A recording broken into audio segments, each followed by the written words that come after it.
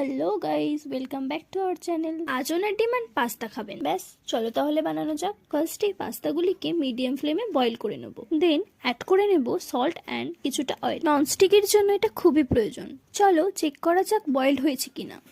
It's ডান। এবার pasta থেকে জলটা আলাদা করে নেব। দেন কিছুটা ঠান্ডা জল দিয়ে দেব। এবার পেঁয়াজ, লঙ্কা, টমেটো গুলিকে কাট করে নেব। এবার একটা কড়াইয়ে অয়েল গরম করে পেঁয়াজ এবং কাঁচা লঙ্কাটিকে লাল করে নেব। এবার অ্যাড করে নেব জিঞ্জার গার্লিক পেস্ট। কিছুক্ষণ নাড়ানোর পর কাট করা টমেটোটা অ্যাড করে নেব। দেন কিছুটা জল দিয়ে রেড সস অ্যাড করে নেব।